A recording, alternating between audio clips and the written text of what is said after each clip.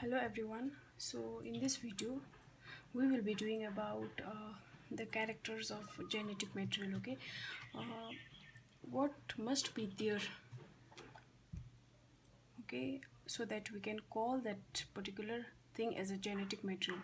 Okay, characters of genetic material. So basically we see that DNA and RNA as they too are described as genetic material. All right, so the characteristic that a genetic material must fulfill is number one, it should be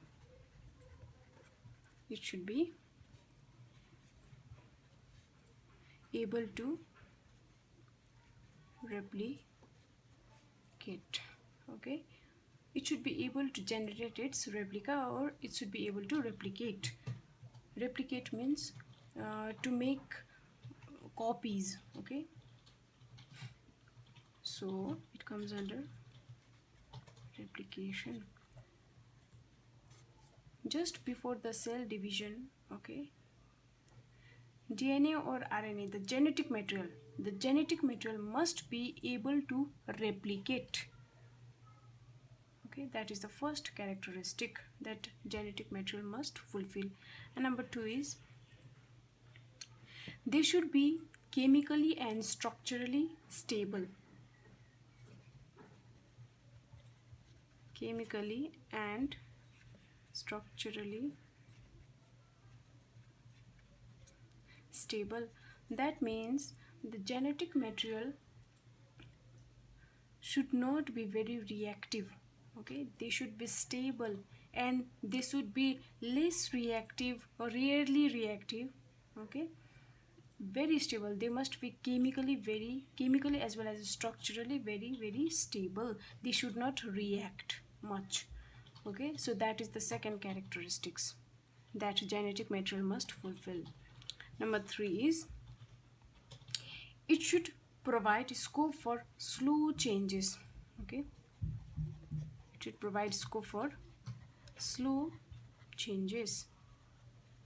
We just said in the second part that it must be chemically and structurally stable. That means it must be less reactive or non-reactive, but okay, it must provide a scope for slow changes. Slow changes means very slow changes. Okay, that are uh, important. Okay, that is important for evolution. So it can take years and years. Okay, very slow changes, because it must be chemically and structurally stable. It should be less reactive, extremely less reactive. And number four is the genetic material must show, okay, in the form of Mendelian character. Mendelian character. The genetic material must be able to express itself in the form of Mendelian characters. Now, what are Mendelian character? In the previous chapter, it is given there. Okay, Mendelian character. Mendel said there's a factor. Okay, now we call that factor as a gene.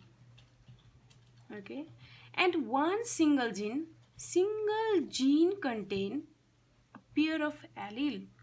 See, one single gene is responsible for coding one character. Okay, and one single gene always contain a pair of alleles. A pair of allele makes one gene. Okay, like if this is a chromosome, so this is one chromosome. Okay, one we inherit from mother and one we inherit from father. Okay, this chromosomes also contain so many genes. Okay, so many gene, but one allele is located in the chromosome that we inherit from father, and the pair of that same allele, okay, is located in the chromosome that we inherit from mother. As a result, in a zygote, okay, in a zygote, a pair of allele is retained. Okay, a pair of allele makes one gene that is responsible for expressing one particular characters. Okay,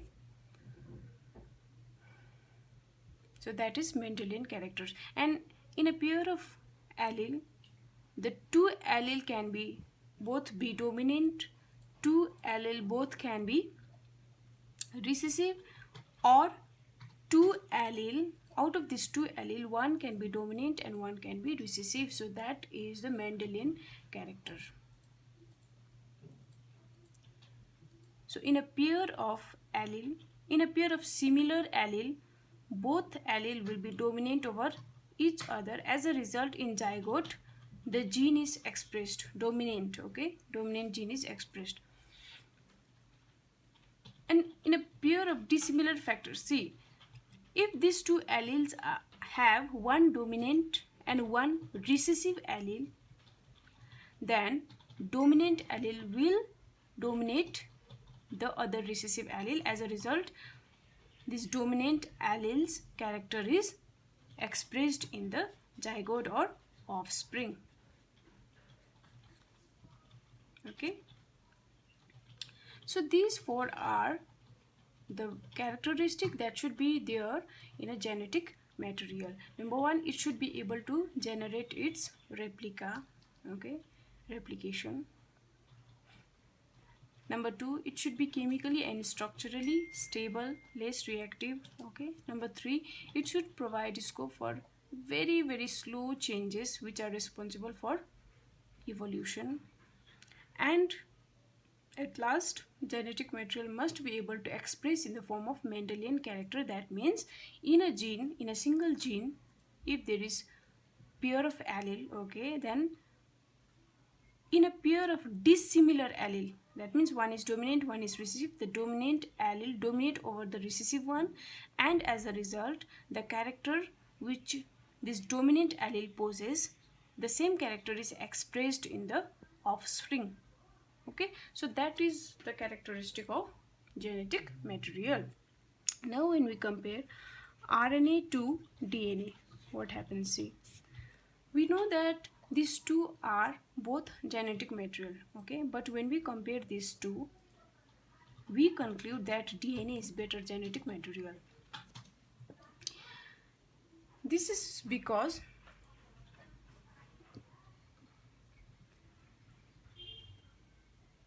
number one, see, DNA can replicate, okay. Number two, since RNA is single-stranded, so it is single strand made up of only one polynucleotide chain, so it is more reactive, okay, and less stable, okay.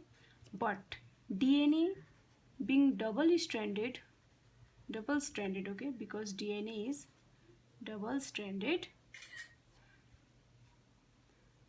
where two strand, okay, comes close to each other through base pairing, okay, nitrogen base pairing, that is adenine paired with thymine by 2 hydrogen bond and guanine paired with cytosine by 3 hydrogen bond. This way DNA becomes less reactive and more stable. So when we compare RNA and DNA is better genetic material, okay. And also number three, in place of, see, there are 4 nitrogenous base in any genetic material, okay, adenine, guanine, thymine and cytosine, okay. But this is in case of DNA, there are 4 nitrogenous base. But in case of RNA, adenine is there, okay, guanine is there, but in place of thymine is not there in RNA, okay. In place of thymine there is uracil, okay, and cytosine is there. So in place of thymine there is uracil. Okay, so uh, this also makes RNA more reactive, okay, less stable, because in place of thymine there is uracil. So this will confer less reactivity, sorry, more reactivity and less stability to the RNA. Okay, so from here also we can say that compared to RNA, DNA is better genetic material. Okay, and RNA is also considered as, they also have catalytic property. RNA also have catalytic property. Catalytic property means RNA is obviously very very reactive, that's why it is considered as catalytic. Okay, so if it is more reactive, then it cannot be stable, it cannot be chemically and structurally stable. So when we compare these two genetic material, that is DNA and RNA, we get to the conclusion that DNA is better genetic material. Okay, you can refer to book, okay, for these things. Okay, that's it. Thank you.